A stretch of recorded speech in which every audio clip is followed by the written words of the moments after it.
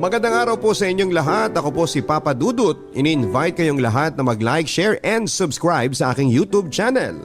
Imbitahan ang inyong mga kaibigan na samahan tayo sa pagtutok araw-araw sa mga kwento na exclusive lamang po sa aking YouTube channel. Ngayong araw sa Papa Dudut Stories.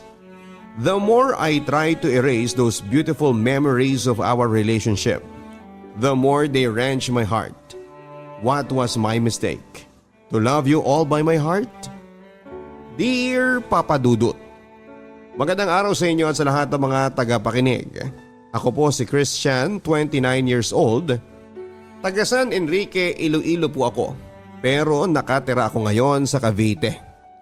Panganay sa 4 na magkakapatid at dating football varsity school editorial cartoonist, chess player, musician, choir member sa parish dito sa Noveleta, at dating sakristan. Nais ko pong ibahagi sa inyo ang kwento ng pag-ibig ko. Isa po ako sa mga pinag-aral ng mga pari ng Don Bosco, o tawagin silang the Salesian Society of St. John Bosco doon sa Iloilo since 2004 to 2013. This congregation is the second largest religious congregation sa buong mundo. Dinala ko sa Don Bosco's Boy Home and Vocational Training Center ng DSWD dahil lumayas ako sa amin at pumunta sa syudad na nahuli ng pulis dahil sa curfew. Alam kong naisip ng iba na ang Don ay isang mayamang tao. Pero hindi po. Ang Don ay tawag sa mga pari doon sa Italy. Kaya pag pari ako, tatawagin akong Don Christian pag nasa Italy ako. Pag nasa Pinas ay Father ang tawag sa mga pari. That was the time na napagplanuhan ng mga Salesiano na pagpaaralin ako sa seminaryo balang araw. Umpisa noon ay naging altar server ako sa misa at naging sakristan mayor noong 2008. Bilang server, akala ko noong una pagpapasikat lang dahil tumutulong ka sa pare. Pero noong nag-attend ako ng ordination sa pagkapare noong 2007, ay nalaman ko na hindi biro ang gawain ko sa likod ng pagsusuot ng sutana. Lagi ako nag-i-excuse sa klase kapag may misa sa labas ng compound kaya laging handa ang mga gamit sa misa. Goalkeeper ako ng pinakaunang football team ng Don Bosco Iloilo. Nagkakaroon din ako ng pagkakamali at injuries. But as time goes by ay parang ako si Neil Etheridge ng Philippine Ascals. Napanood ko ng personal ang game nila kung saan ay tinalo nila ang Bhutan 4-0 last 2008. Hindi ako kasing gwapo pero kasing tibay ng pader ang goal pag ako ang naroon. I like singing at ika nga nila ay kaboses ko si Luciano Pavarotti. Kaya pag nag-flag ceremony ay lagi kong tinataas ang boses ko. Pagaw pansin kay crush. Normal na buhay ko sa Don Bosco, araw-araw na routine ang meron. Pasok sa school, study dasal, football training, etc. Naging editorial cartoonist ako noong second year high school ako dahil nasa section 1 ako at nakakahiya sa akin kung wala akong extracurricular activities. Lahat sila sumasali kahit sa club lang. Hindi ko binigo ang mga pare sa mga napanalunan ko sa mga contest at awards na natanggap ko. At nagbago ito during summer of 2010. Kakabalik ko lang sa bakasyon nang nakita ko si Nora Lynn, isang trainee ng vocational center doon din sa Don Bosco.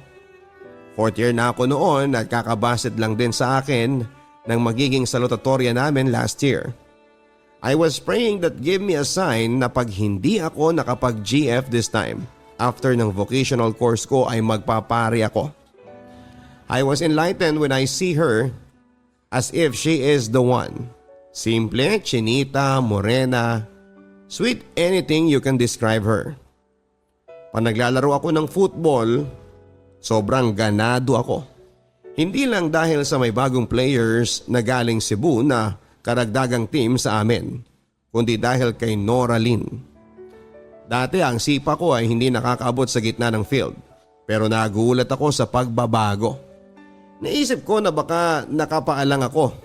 Try kong sumuot ng spike shoes pero same pa rin ang result. Everyday ko siyang nakakasama sa kumbento dahil siya ang in charge doon at ako naman ay sa chapel.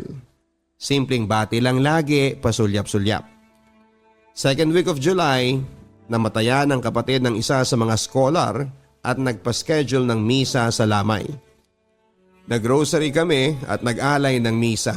I was called Monsignor dahil sa kasipagan ko sa pagsiserve kahit para lang sa mga pare na binigyan ng honorary title galing sa Vatican yon. At dahil dito umpisa sa rosary hanggang matapos ang misa ay hindi ako nakaupo. Pinaupo niya ako sa tabi niya at kumain. Biglang may pusang tumalon sa akin at nagpapalambing. She was amazed dahil bago lang ako doon tapos biglang magpapalambing sa akin ang pusa.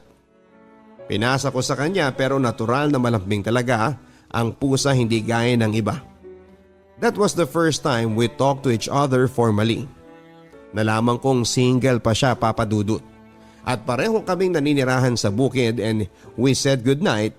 That makes my day happy. Nag-celebrate siya ng birthday niya doon and her classmate asked, "Anong niregalo ni Christian sa'yo?" Bulaklak ang niregalo ko sa kanya na galing sa chapel. Pinili ako ulit bilang cartoonist for the last time at sisikapin kong umabot sa Regional Schools Press Conference o National dahil laging nasa division ako natatalo. Nanalo naman ako pero hindi qualified sa regional. Sobrang inspired ako, Papa Dudut, kaya na third place ako sa training on the spot contest. Sinabi ko sa kanya yon at nakita ko ang reaction niya. It was priceless.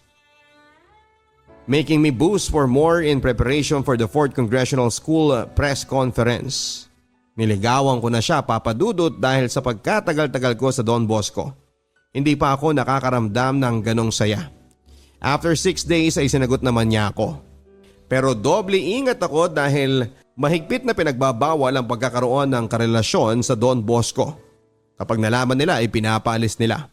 Same din sa ibang schools na tumatanggap ng female trainees.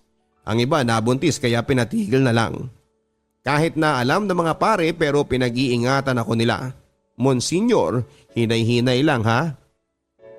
Baka matulad ka sa iba, ayaw naming mawala ng sakristan at goalkeeper sa team. At syempre, hindi ko sisirain ang pangako ko sa kanila. Sobrang hirap ng mga unang linggo namin, Papa Dudut, hanggang sulyap, sinyasan, gamit ang bibig. At pag movie time namin every Friday at Saturday, doon kami nag-holding hands ng lihim. Pag ang volunteer lang ang nagbabantay, pag pare, layo muna. Sunday noon at ang gospel ay about sa commitment. Nagbabaga ako ng uling para sa insenso nang biglang sinabi ng pare na Christian, "Tinatanggap mo ba si Nora Lynn bilang iyong asawa?" Alam ko ang linyang yan dahil nakakapag-serve naman ako sa kasal ng ilang beses na. Nang pumasok ako sa loob ay napatahimik sila, Papa Dudut. Napatingin ako sa kanya at nakita kong tumatawa. Samantala nanalo ako sa Congressional School Press Conference pero natalo sa division. Ganadong-ganado ako dahil first month namin yon at pupunta ako sa city dahil doon ang venue. Pero umuwi akong luhaan dahil it was my last shot pero nasayang lang. Pero tinanggap ko dahil I've already done my part and it's time to pass it to others. Semestral break nila pero sa high school ay walang sem break. Inabangan ko siya bago ako bumalik ng school at umiyak dahil 2 weeks nang wala siya doon. But she assured that she will come back. And she left me her high school ID. Days na wala siya, nakakalungkot, nangihina ako at walang kabuhay-buhay. Para akong goalkeeper sa sneakers commercial na sobrang lampa. May inassign na 2 seminarista galing Cebu at pinadala sa Iloilo. Tinuruan akong tumugtog ng flute recorder na tinapos ko kaagad ng 1 araw lang. Naging libangan ko yon. Tumutugtog ako ng mga religious songs, pati ang introduction ng Wind of Change ay pinag-aralan ko. Hanggang sa nagbalik na siya. Walang paglagyan ng saya ko. The Salesian Organized Camping and 3rd Infantry Division Camp General Macario Peralta Jr., Hamidan, Capiz. Simple lang ang celebration ng 2nd month namin. I gave her a pair of teddy bear but she refused to accept it. Even her friends shouted happy monthsary. Bumalik ako sa ginawa naming tent pero pumunta siya at nagsorry kaya kinuha niya ang gift ko. Next day, we arrive at the Philippine Army camp. A little seminar about the rules of the camp introduced to us their firing range, unloaded guns, tanks, and choppers. Dumating kami sa campsite at naghahanda para sa swimming. Tinanong ko siya kung maliligo siya pero ayaw niya. Nagpasikat naman ako sa kanya na makakalangoy ako sa malalim. Minsan tumatabi sa kanya at nalaman kong may kukuha ng picture namin. She accidentally left her umbrella there at hindi na nakuha. We enjoyed many activities organized about leadership, but disturbed by the firing of guns and shouting because of military drills. Naggrocery kami sa grotto and after 2 hours ng misa, sina Father Noel ang rector at si Father Cyril ang training center administrator. Umuwi na kami at nakatulog sa likod niya nang hindi na malayang nakuna ng picture for the third time dahil ang una ay ang papunta pa lang kami ng camp. Nagtaka ako bakit nakazoom ang cam, yung pala ay sa amin na nakatutok. Nag-celebrate ng birthday ang Austrian volunteer na bumisita sa amin. Ang mga Salesian novices may sorpresa palang nakahanda. Ang movie maker ng mga lahat ng pictures during the camping. Kinakabahan ako dahil alam kong marami doon na makikita ang mga Salesiano. Hindi nga ako nagkamali at nakita nga nila mga picture na magkasama kami. And after the program ay kinausap nila ako.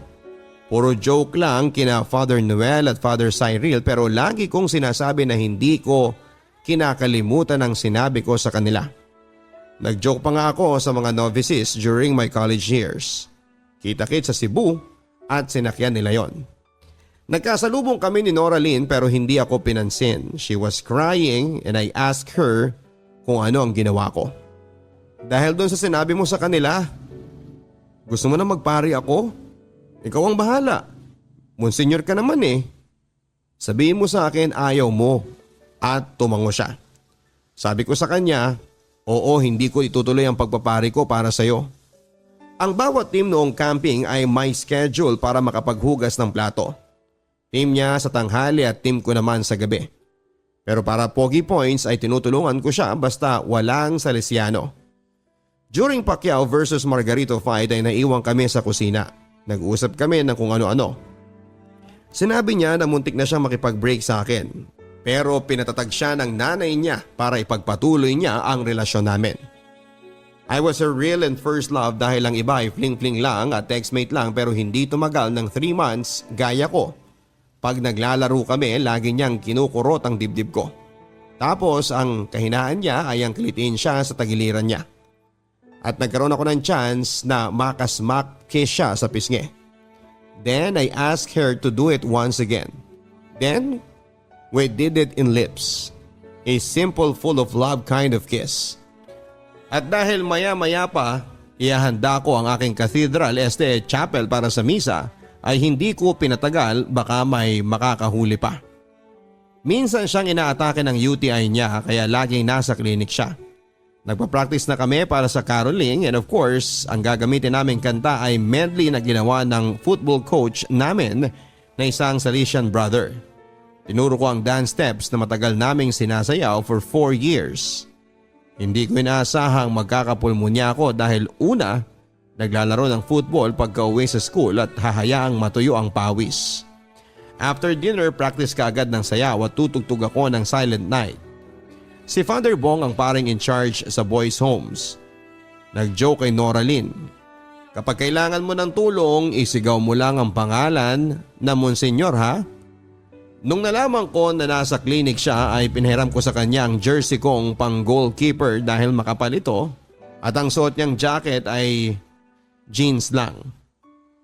3rd week of November kahit parang nilalagnat ako ay tuloy pa rin ako sa school. Nakatulog ako sa klase pero naririnig ko ang discussion kaya sa quiz ay hindi ako 0. Pinauwi na ako dahil sa tuloy-tuloy na pag-ubo hanggang nag-decide ang mga Salesiano na i-confine na ako sa ospital. So many insecurities coming from my mind. Paano ang pag-practice sa caroling? Sino ang tutugtog ng Silent Night? Paano na si Nora Lynn? 3 days na nakakalungkot sa ward pero kailangang para makabalik ako at makahabol sa caroling. Na-discharge ako after 3 days dahil walang nagbabantay sa akin. Darating pala ang relic ni St. John Bosco sa Bacolod Cathedral at gusto ng mga Salesiano na naroon ang mga bata kasama ang mga scholars. Nagpasundo ang sekretary ng mga Salesiano para menos gasto sa pamasahe at marami kaming dala pero walang dumating. Joke pa nga niya, parang ayaw kanilang sunshine, Monsignor. Kaya nag-tricycle kami. Bumulahaw sila ng tuwa nang nakita nila ako pero ginusto kong dumiretso sa klinik dahil gusto ko pang matulog. Nagising ako ng 5:30 PM na dahil kakausapin ako ni Noraline. As expected, may binili siya sa akin ng paborito kong Presto Creams peanut butter flavor. Nalaman kong nilabhan niya ang lahat ng damit ko at gusto niyang dumalaw pero alam niyang pagbabawalan siya ng mga Salesiano. Nag-dinner ako kasama ang mga scholars dahil may pinuntahan ng mga bata. At dahil nasa tapat ko lang ang karabal ko kay Noraline ay pinakita ko ang kalambingan ko. Ako ang naglagay ng kanin at ulam kay Noraline dahil mahina siyang kumain at sinubuan ko pa. Naging malambing si Monsignor ang sabi nila. Inggit kayo, sabi ko. Nagising akong wala sila by the next day kaya nanood na lamang ako ng misa sa TV. Linis dito, linis doon. Humingi ng pagkain sa kumbento, nood ng laban ni Donaire at Montiel, etc. Nainggit ako sa kanila dahil gusto ko ding makita ang relic ni Don Bosco. The way to recover na ako at sila naman ay magkakaroling na walang tumutugtog sa Silent Night until I get a clearance na magaling na nga ako. So many adjustment dahil hindi pwedeng mapagod. May time na hindi ako makakatulog, meron namang pwede. Sabay ang date ng Christmas party namin ni Noraline at sabi daw ay umuwi siya. Nagdasal ako na sana sa Don Bosco na siya sana magpasko. Kaya natupad ang kahilingan ko sa bayan ng Putatan, kinaugalian ng mga Ilonggo na pumunta doon eksaktong ika-16 ng December para sa magandang pailaw sa bayan at mga magagandang Christmas lights sa plaza. Inutusan ako ni Father Bong na merong misa sa Patay na pupuntahan namin kaya handa naman ng mass kit. Tawag sa isang bag na may laman ng kagamitang pangmisa. I'm expecting na isang misa sa Patay ang pupuntahan namin, yung pala ay 2. Nakakapagod pero swak dahil maraming pagkain. Pagkapunta namin sa last house na pupuntahan namin ay saktong makakahabol pa kaya. Tinugtog ko ang Silent Night. Noong tinapos ko ang kantay, sumabay pa ang fireworks kaya napatawa sila. Pauwi na sana kami pero natirik ang aming sinasakyan kaya nag-decide kami na tumambay sa bahay ng counselor. Nagka-countdown ako dahil ilang oras na ay 18th birthday ko na. Si Noraline naman nakikipagchismisan sa mga kaibigan niya tapos ay tinugtugan ko ng My Heart Will Go On. Nagparinig siya na sino kayang may birthday mamayang alas 12. Saktong 12 AM ay tumugtog ang gitarista namin ng birthday song. Pero hindi ako binati ng mahal ko. Heist, nakakatampo naman. Kaya nang dumating ang jeep na pwedeng maghatid sa amin ay sumakay na kami pero 2:30 na at ilang oras na, second day ng simbang gabi na. Wala akong tulog kaya nagpabaga ako kaagad ng uling at naghanda na ng chapel. Binati ako ni Noraline after the mass at naghanda kami para sa caroling sa isang school na pinapatakbo ng mga madre. Pagka-uwi namin sa Don Bosco ay hindi ko inaasahan na binigyan niya ako ng regalo.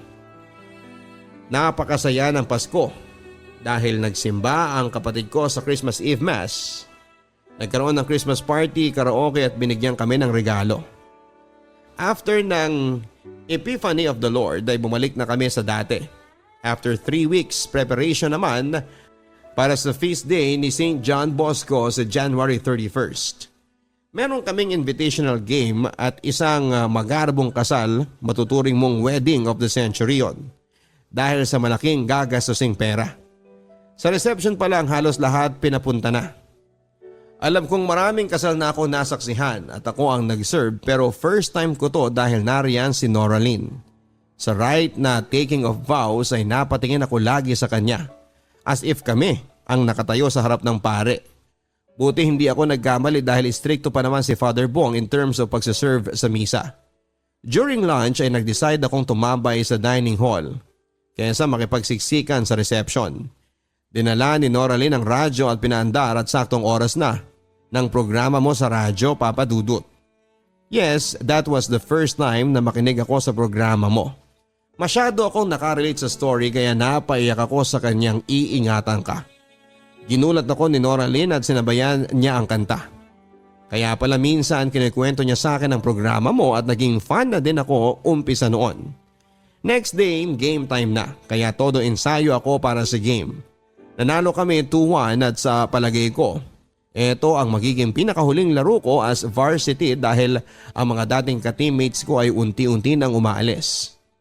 After ng feast day ni Don Bosco ay dumating na ang buwan na kinakatakutan ko, ang February. Alam kong buwan ng pag-ibig yon pero ang buwan na ito ay madalas na pinapadala ang mga trainee sa Cebu upang mag-OJT at magkaroon ng regular na trabaho. I felt it noong naghanda ako para sa JS Prom.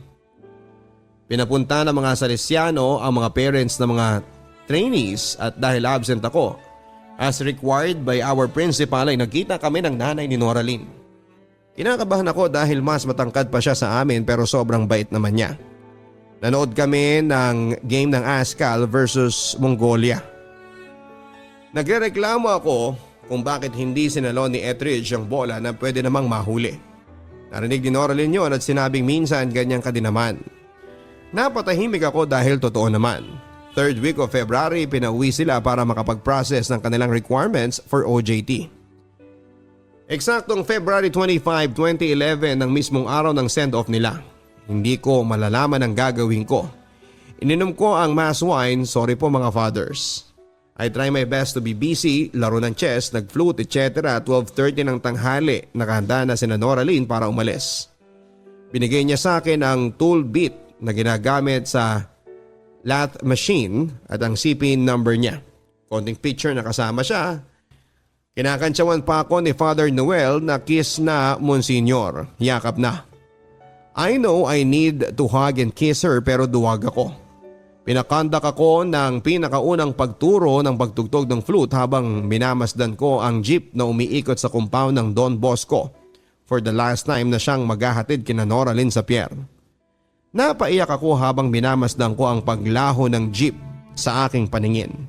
Hindi lang ako ang napapaiyak pati na rin ang unang estudyante ko sa flute sessions ko. Her unconditional love was felt by the boys. Walang ate Noraline na tutulong sa kanilang assignments, magpaplansya ng kanilang uniforms, maglalambing sa kanila etc. Hindi ako makakalaro ng soccer ng maayos dahil ramdam kong nariyan siya sa kanyang tambayan para manood ng laro namin. Iniisip na siya ang naglilinis ng kwarto ni Father Noel. Nagpaplansya ng uniform ko, naghahanda ng lunchbox ko. Pag hindi ko natapos ang assignment ko, nagpapasuyo na tapusin niya na merong sagot ko. Nakaupo sa dulo tuwing misa, nag-aalaga ng mga aso, masayang mukha na sumasalubong sa akin after ng game at mag-good night sa akin. Sobrang hirap talaga. Hindi ako makakatulog ng maayos dahil sa kanya. Almost 2 weeks ko na siyang tinitext pero walang tawag akong natatanggap. I badly missed Noraline. Tinutokso pa nila ako na malaya ng gawin ni Stephen ang balak niyang gawin sa nobya mo na hindi mo nagawa. Aagawin ni Stephen sa iyo si Noraline. May tiwala ako sa kanya na hindi niya sasagutin si Stephen. During my graduation practice ay tumawag na siya. Napaiyak ako dahil sa sobrang pananabik sa kanya. Kung ako sana ang ika-4 na Hokage, araw-arawing itang dadalawin para maibsan lang ang kalungkutan ko. I heard her cry as we reminisced our memories. Nag-joke sa akin si Father Noel noong kumuha ako ng entrance exam para sa vocational course ko. Hahabulin mo siya sa Cebu pagkatapos ng vocational course mo, no? Lahat ng mga boys home pagkakatapos ng high school ay posibleng dadaan dito bago lumabas ng compound ng tuluyan. Oo, hahabulin ko siya. Natapos ko ang vocational training ko pero kahit anong job fair na ino-offer ng mga company sa Don Bosco ay hindi ako pinapalusot ng mga Salesiano dahil itutuloy nila ang balak ng mga Salesiano umpisa noong baguhan ako. Ang pagpapa-aralin ako sa kolehiyo. Nalaman kong umuwi na pala si Noraline at iniwan niya ang kanyang bagong CP number sa kusinera ng kumbento. Tuloy ang lambingan hanggang sa umuwi ako ng San Enrique upang pagtuunan ng pansin ng lolo ko. Oo, hindi ko tinapos ang college. Nagkaroon kami ng kaunting hindi pagkakaintindihan hanggang sa tuluyang nakipaghiwalay sa akin si Nora Lynn. Napakasakit papadudot, nais kong tapusin ang buhay ko dahil sa mga nangyari. Matagal na nangyari yon pero tuwing gabi, napapanaginipan ko pa rin si Nora Lynn. Ayaw ko nang magising dahil gusto ko siyang makasama. Physically nakapag-move on na ako pero emotionally hindi pa rin. Marami na akong nagugustuhan sa choir o sa mga nakakasalamuha ko araw-araw pero hindi ako makahanap ng kagaya mo, Nora Lynn. Sana napakinggan mo ito sa paborito nating programa.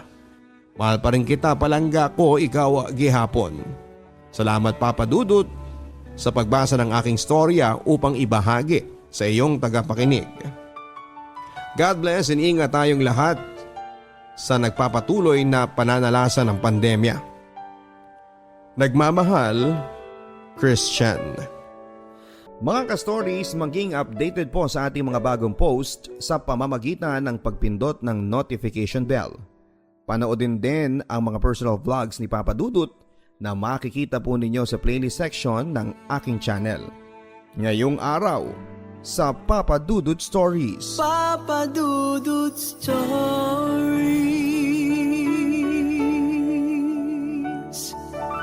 Magandang araw sa iyo Papa Dudut at sa lahat po ng mga nakatutok tulad ko sa pang-araw-araw dito sa Papa Dudut Stories sa online. Ang story na aking ibabahagi sa inyo ay makailang beses ko na pong tinangka na ihinto sana ang pagpapadala dahil na rin po sa takot o kaba sa maaaring mabasang reaksyon ko mula sa inyong mga listeners.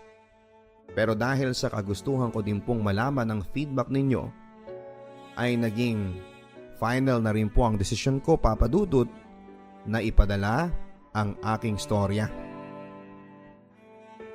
Dear Papa Dudut, tawagin niyo po ako sa pangalang Eileen, 23 years old na taga Valenzuela City.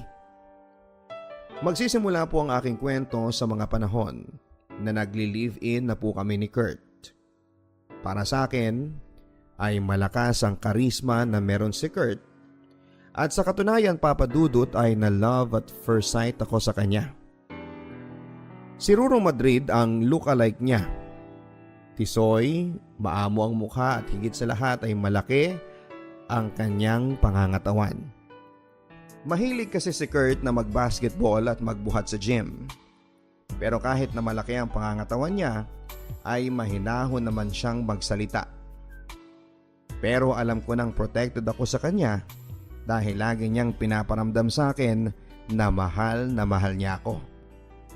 Sa mga simpleng bagay yon pero naa-appreciate ko. Halimbawa, yung pagbibigay niya sa akin ng flowers tuwing Valentine's Day. Yung paghalik niya sa akin bago ako umalis.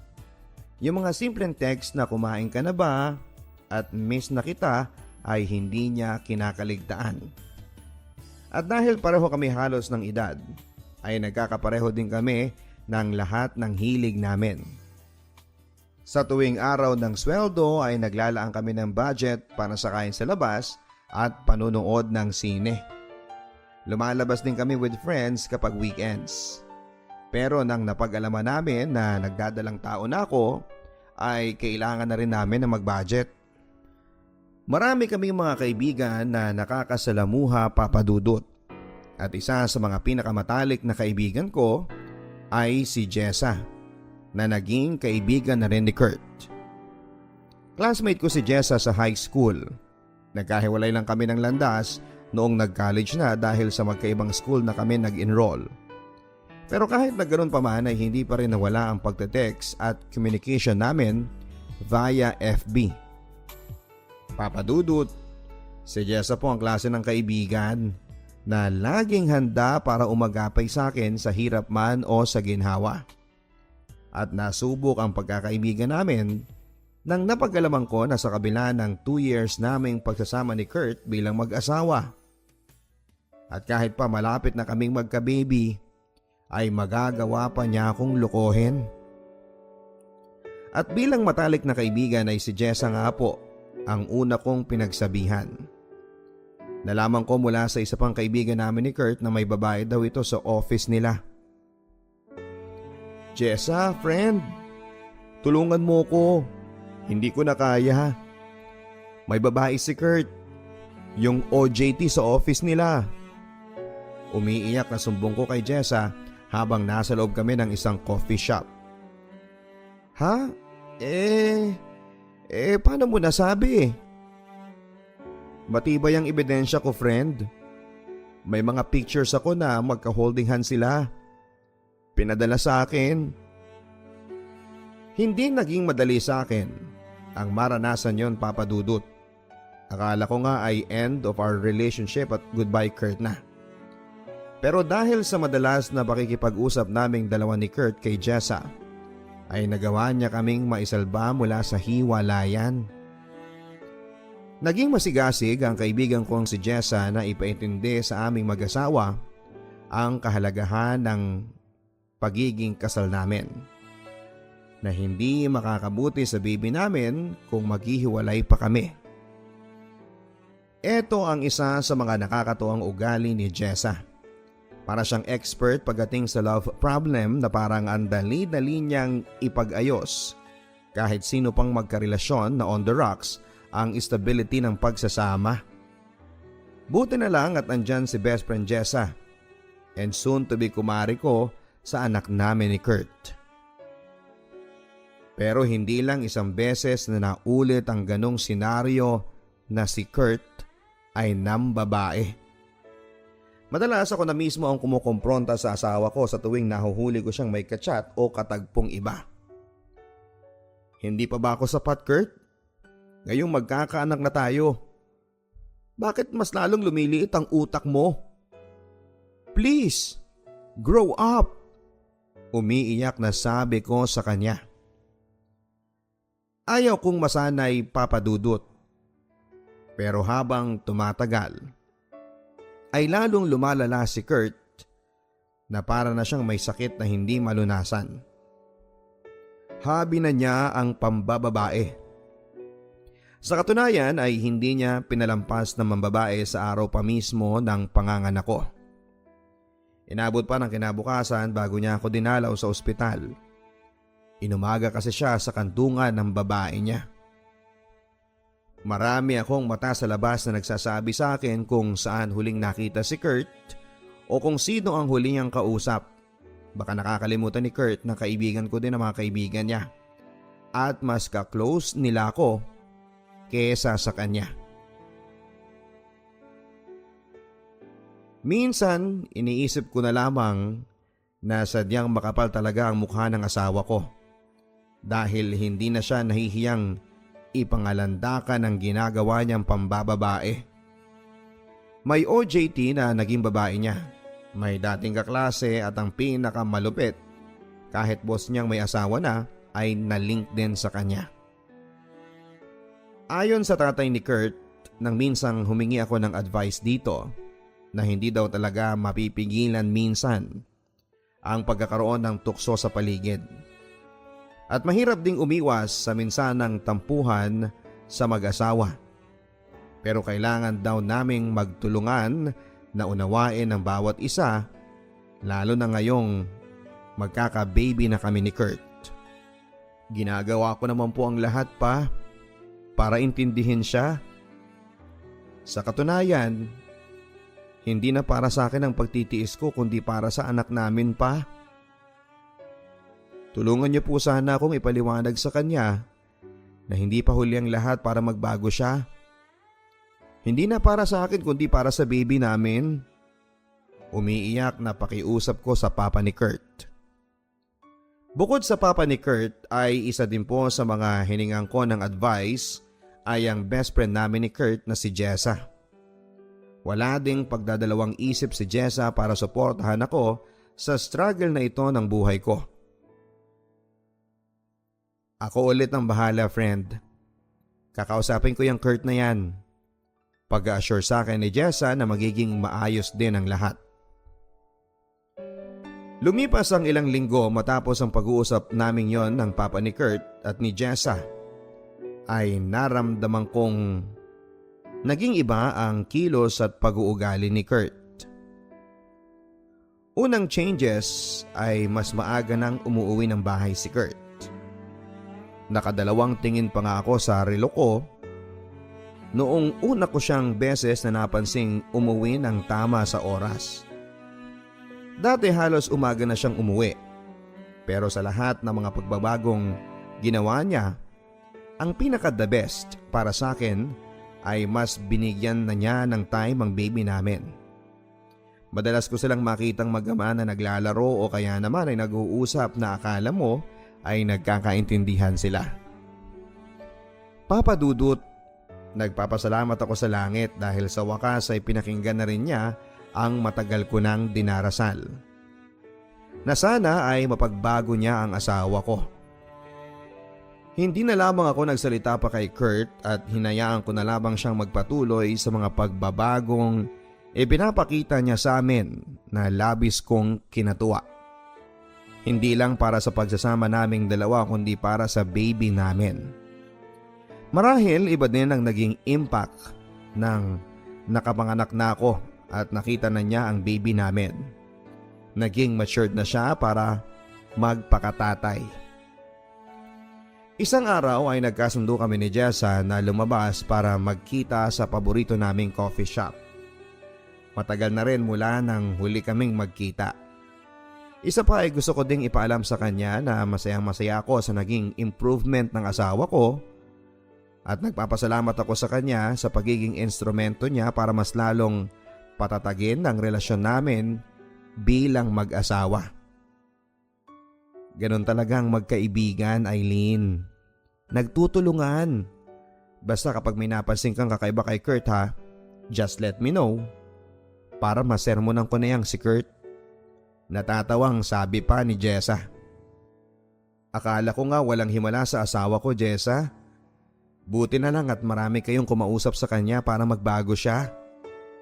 Nakangiting sabi ko sa kanya. Mas late din kasing mag-mature ang mga lalaki, Eileen. Alam mo yan, friend. Pahabol na sabi ni Jessa sabay tawa naming dalawa. 8:00 ng umaga, tulog na tulog pa si Kurt noon. Nang isang FB message ang pumasok sa CP niya. Nung una ay hindi ko pinapansin yon. Pero dahil nakatatlong notifications na yata yon sa phone niya ay sinubukan ko ng buksan. Kailangan pala ng password o fingerprint ni Kurt para maka-access. Ang ginawa ko, Papa Dudut, ay dahan-dahan kong tinapat ang CP niya sa fingerprint niya. At instant ay nabuksan ko ang cellphone niya. Hindi ko akalain, Papa Dudut, na may kalandian na naman ang asawa ko. Nakakaiyak isipin na may expiration din pala. Ang akala ko ay forever na pagbabago niya.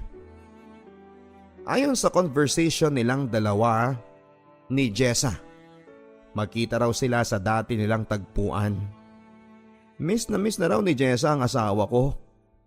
Namimilog ang mga mata ko, Papa Dudut, nang mabasa ko na si Jessa ang kachat ng asawa ko. Nag-backread pa ako at nalaman ko na halos 3 buwan na pala silang nag-check-in sa motel. May mga usapan pa sila tungkol sa masarap na moment nila together. Miss na raw niya ang yakap at halik ni Kurt. Sana daw, ipagtapat na nila sa akin ang katotohanan para maging legit na ang relasyon naming dalawa. Pakiusap ng asawa ko kay Jessa. Pero si Jessa ang nakaisip na kailangan palabasin niya na nagbago na siya para hindi daw ako makahalata na may relasyon silang dalawa. Hindi lang yun ang mga revelations na mga nabasa ko, Papa Dudut.